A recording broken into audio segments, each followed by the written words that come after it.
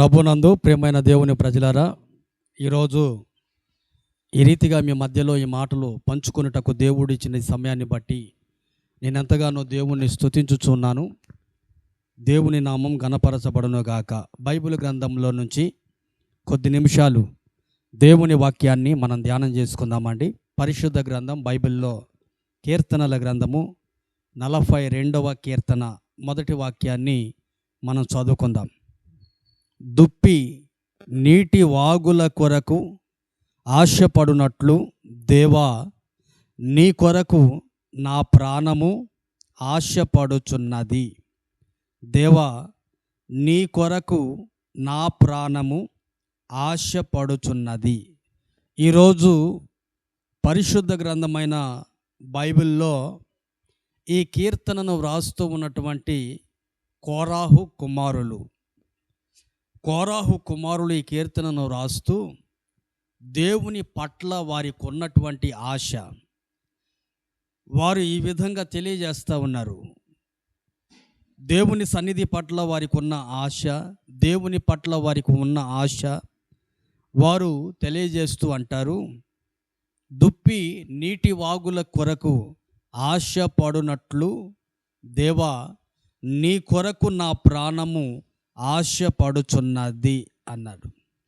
చూడండి, ఈ రోజున కొన్ని సందర్భాలను బట్టి కొన్నిటిని మనం ఆశిస్తూ ఉంటాం.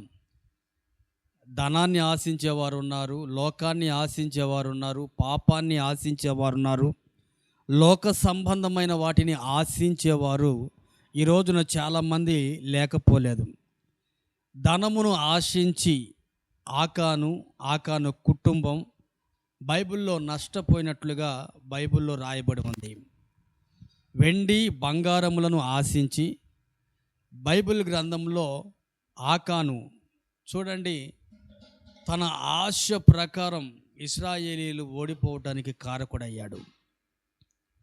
ఈ రీతిగా తన కుటుంబం అంతా దేవుని ఉగ్రత పాలై దేవుని ద్వారా శిక్షింపబడుటకు పాత్రులుగా వీరు మార్చబడ్డారు.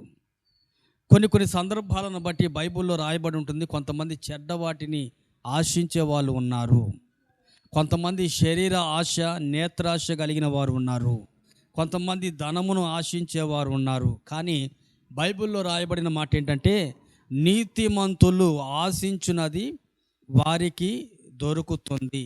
సామెతల గ్రంథం 10వ అధ్యాయం 24వ వాక్యంలో రాయబడి ఉంటుంది, నీతిమంతులు ఆశించినది వారికి దొరుకుతుంది.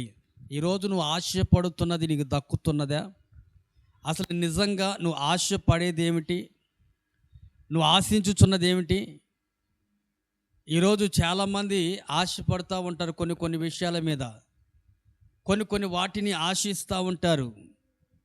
కానీ కీర్తనకారుడు అంటాడు, దుప్పి నీటి వాగుల కొరకు ఆశపడుచున్నట్లుగా దేవా, నీ కొరకు నా ప్రాణము ఆశపడుచున్నది అన్నాడు. దేవునికి మహిమ కలుగునుగాక. ఆమేన్.